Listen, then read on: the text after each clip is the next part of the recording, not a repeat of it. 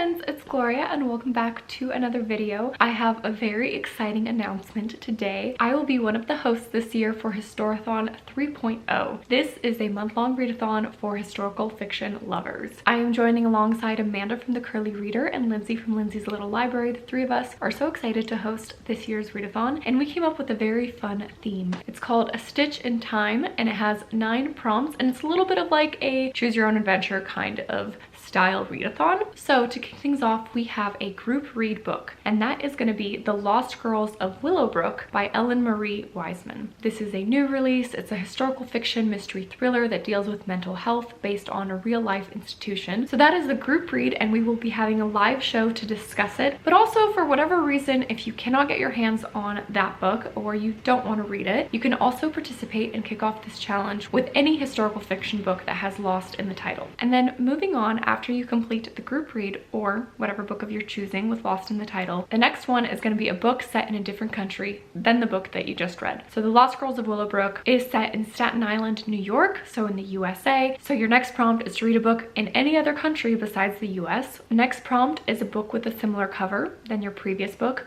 Very simple, very open to interpretation. It could be similar color, similar font, similar vibe. I did a whole telephone challenge video where I found books with similar covers. So it's that kind of feel. You find similarities and then you read another historical fiction book with the similar cover. And if you complete 3 books all in that first tier, you have won the challenge of being a baron or a baroness. So that is like the first section. In the next section of 3 prompts, you're moving on to a book set in a different decade than your previous book. Again, pretty straightforward. If you want to really challenge yourself, you could even push it for 100 years, whatever other time period you'd like. Then we move on to a book where the author's last name starts with the same letter as the author's in the previous book. So again, a choose your own adventure. It's going to be based on whatever you just read, and hence stitching all of these books together.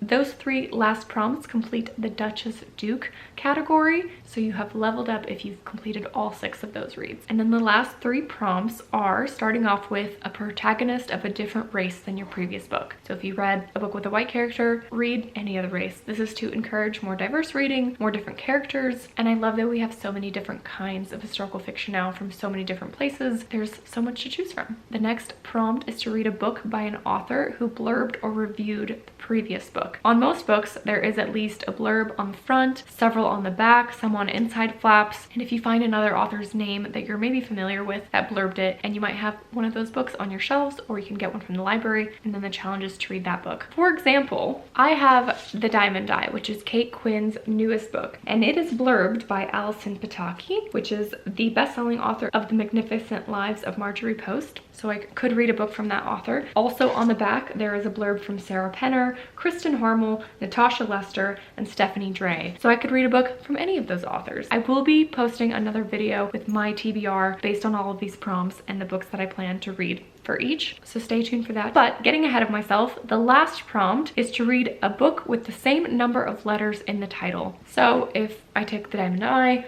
1, 2, 3, 4, 5, 6, 7, 8, 9, 10, 11, 12, 13 letters in the title, and thus the little articles, they count. Subtitles do not count. But again, we're not policing this, so you can do whatever you want. So I would need to find a book with 13 letters in the title. That would just take a little bit of hunting to find, but I have plenty of books to choose from. And if you complete those 3 and essentially all 9 prompts, 9 books in total, that would make you a queen or a king. So those are all the prompts. Like I mentioned, or maybe I forgot to mention, this will be going from the 1st of November to the 30th of November. We will be having a live show for the group read book on Wednesday, November 30th. I think November is going to be one of my favorite reading months because it is going to be nonfiction November and HISTORATHON, my 2 favorites. I'm so excited. Please go check out Lindsay and Amanda's channels and videos for the announcement for more details, and let me know down below in the comments if you're interested in joining. Again, no pressure. You don't have to read all 9. You don't have to read the group read. It's a bit of a make your own journey. You can participate in any way you want with these prompts. It's just kind of fun to get you reading outside of your comfort zone and to connect all the books in some little way if you can. Like I mentioned, I will have a TBR for what I plan on reading for these prompts in a future video later this month, so stay tuned for that. And thank you all for watching today, and I'll see you in another video soon. Bye.